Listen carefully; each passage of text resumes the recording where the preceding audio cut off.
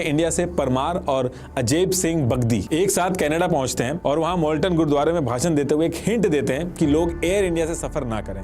लेकिन उस टाइम पे लोगों को ये चीज समझ में नहीं आती है कि ऐसा क्यों कहा जा रहा है। कुछ लोगों को लगा कि इंडिया को बॉयकॉट करने की वजह से ऐसा कहा जा रहा है, लेकिन ऐसा था नहीं। इधर इंडिया से भी बैक टू बैक रॉ ने इनपुट्स दिए कनाडा गवर्नमेंट को कि ये जो तलविंदर सिंह परमार है ये इंडिया के अगेंस्ट कुछ बड़ा करने वाला है, इसलिए आप इसको हमें दे दीजिए। एक्चुअली तलविंदर सिंह ने इंडिया में भी 2 पंजाब के पुलिस ऑफिसर्स को मार दिया था और 1970 में कनाडा चला गया था, इसीलिए इंडिया कनाडा से इसको मांग रहा था। उस टाइम पे जस्टिन ट्रूडो के फादर पीएम थे, उन्होंने भी सेम जैसे अभी जस्टिन ट्रूडो ने निज्जर को देने को मना कर दिया था, उनके फादर ने भी सेम ऐसा ही किया था। उसने तलविंदर को देने के लिए मना कर दिया था, लेकिन उसने एक चीज की थी कि तलविंदर की कॉल जो थी वो सर्वेलांस पे लगा दी थी। 20 जून 1985 को तलविंदर सिंह के पास कॉल आती है, उसमें सामने से आदमी कहता है स्टोरी लिख दी, इधर से जवाब आता है नहीं, तो उधर से परमार कहता है पहले स्टोरी लिख दो। बेसिकली ये लोग एयर इंडिया की फ्लाइट की टिकट खरीदने की बात कर रहे थे, लेकिन उस टाइम पे कोई इस चीज को समझ नहीं पाया था। अब इसके बाद डेट आती है 23 जून 1985।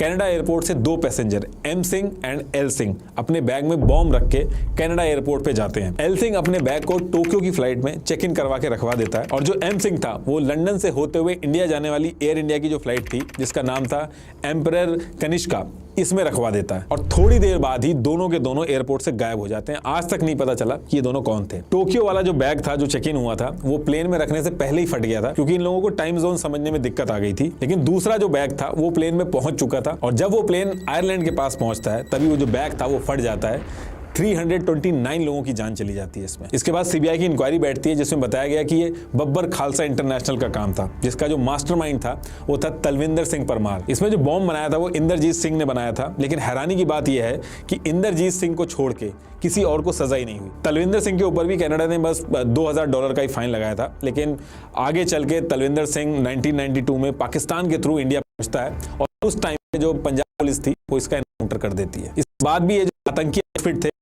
एक्टिव रहते हैं। पंजाब के जो सीएम थे बीएन सिंह, इनको पंजाब की सिचुएशन जिम्मेदार बता के बब्बर खालसा ने इनको मरवा दिया। देखिए ये सारी चीजें जो मैं बता रहा हूं उसमें समझनी कि एक एनआरआई सिख जो है उसमें और खालिस्तानी में जमीन आसमान का फर्क है। इंडिया छोड़ के जो भी कनाडा जाता है उसकी जिंदगी में खुद भी बहुत समस्या रहती हैं, वहां बहुत सारी चीजें डील करनी पड़ती हैं। परिवार और देश छोड़ के जाना आसान नहीं होता है। लोग अपने बच्चों को लोन लेके भेजते हैं पढ़ाई करने के लिए, उनको अपने एजुकेशन को मैनेज करना होता है, अपने लिविंग एक्सपेंसेस जो होते हैं उनको मैनेज करना होता है। उनके पास कहाँ इतना टाइम होता है कि वो एक नए देश की बात करें। और ये जो पूरा मसला है ये सिर्फ एक जनरेशन का है जो पंजाब के डार्क डेज थे उसमें जाके रेडिकल बन गए थे और कनाडा जाके रहने लगे थे। अब इनकी एज भी काफी हो गई है, ये लोग बूढ़े भी हो गए हैं।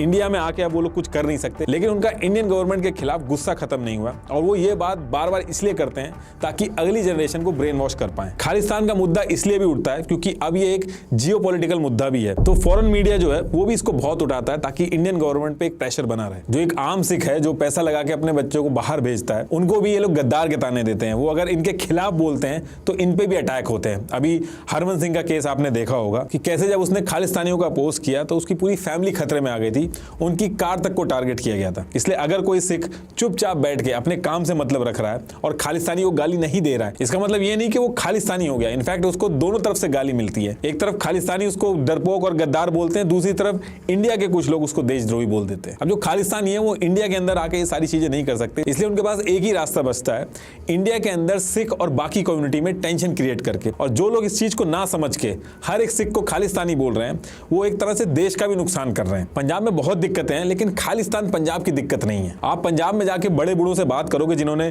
1984 का टाइम देखा है, वो बिल्कुल नहीं चाहते कि पंजाब के अंदर दोबारा गलती से भी ऐसा कुछ हो। पंजाब का सिख अगर कह रहा है कि पंजाब में बिजली की दिक्कत है या उसकी एमएसपी बढ़नी चाहिए या अनएम्प्लॉयमेंट है, तो इसका सिंपल सा मतलब है कि वो अपनी प्रॉब्लम का सोल्यूशन मांग रहा है गवर्नमेंट से। इसका यह मतलब नहीं है कि वो खालिस्तानी हो गया है।